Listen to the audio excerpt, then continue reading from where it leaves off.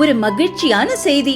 இதயம் நல்லெண்ணெயின் விலை லிட்டருக்கு ரூபாய் 105 குறைஞ்சிருக்கு.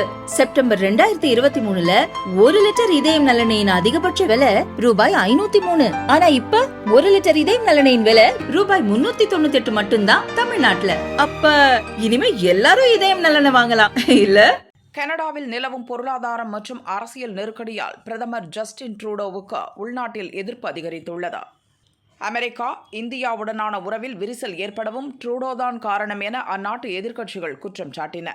ட்ரூடோவின் செல்வாக்கு சரிந்து வருவதை அடுத்து அவர் மீது நம்பிக்கையில்லா தீர்மானத்தை கொண்டு வரப்போவதாக எதிர்க்கட்சியான கன்சர்வேட்டிவ் கட்சி அறிவித்தது. கடும் நெருக்கடிக்கு மத்தியில் கனடா பிரதமர் பதவியிலிருந்து விலகப் போகிறேன், புதிய பிரதமர் பொறுப்பேற்கும் வரை பதவியில் தொடரப்போகிறேன் என ஜஸ்டின் ட்ரூடோ அறிவித்தார். அடுத்து கனடாவின் புதிய பிரதமராக யார் பொறுப்பேற்கப் போகிறார்கள் என்கிற எதிர்பார்ப்பு எழுந்துள்ளது. பேங்க் ஆஃப் கனடாவின் முன்னாள் தலைவரான மார்க் கார்னி கனடாவின் அடுத்த பிரதமர் ரேஸில் முன்னிலையில் உள்ளார். 2008இல் ஏற்பட்ட சர்வதேச நிதி நெருக்கடியிலிருந்து கனடா வேகமாக மீண்டதற்கு மார்க் கார்னி முக்கிய காரணம் என கூறப்படுகிறது. மிகச்சிறந்த பொருளாதார நிபுணரான கார்னி அரசியலில் இறங்கி பிரதமராக வேண்டும் என ஏற்கனவே தனது விருப்பத்தை வெளிப்படுத்தியிருந்தார். இருந்தாலும் அவருக்கு அரசியல் அனுபவம் இல்லை என்பது முக்கிய குறையாக பார்க்கப்படுகிறது. இவருக்கு அடுத்து ஜஸ்டின் ட்ரூடோ அமைச்சரவையில் நிதி அமைச்சராக இருந்த கிறிஸ்டினா ஃப்ரீலாண்ட் பிரதமராக நிறைய வாய்ப்பு உள்ளது. இவர் துணை பிரதமராகவும் இருந்துள்ளார். கடந்த மாதம் தான் தனது பதவியை ராஜினாமா செய்தார்.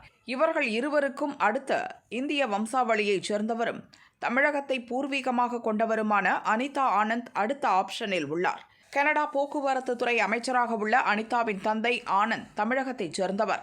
தாய் சரோஜ்ராம் பஞ்சாபைச் சேர்ந்தவர் என்பது குறிப்பிடத்தக்கது. மார்க் கார்னி, கிறிஸ்டியா ஃப்ரீலாண்ட், அனிதாவுக்கு அடுத்த லிபரல் கட்சியின் மூத்த தலைவர் மெலானி ஜோலி, நிதியமைச்சர் டொமினிக் லெப்லாங் பிரதமராக வாய்ப்பு உள்ளது. உடனடியாக பிரதமர் தேர்வு செய்யப்பட்டாலும் ஜனவரி 20இல் அமெரிக்க அதிபராக டொனால்ட் ட்ரம்ப் பதவியேற்பதற்கு முன் கனடாவின் புதிய பிரதமர் பதவியேற்பு நிகழாது என கூறப்படுகிறது. தொடர்ந்து ஜனவரி 27இல் கனடா பார்லிமெண்ட் கூடுகிறது.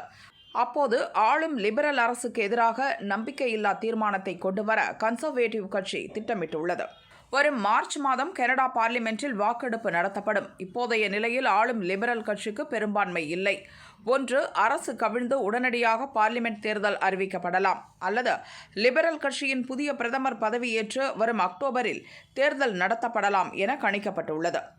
புதிய பிரதமராக யார் பொறுப்பேற்றாலும் அவரது பதவிக்காலம் விரைவில் முடிவுக்கு வரலாம் என்ற சவாலை லிபரல் கட்சி எதிர்கொண்டு வருகிறது.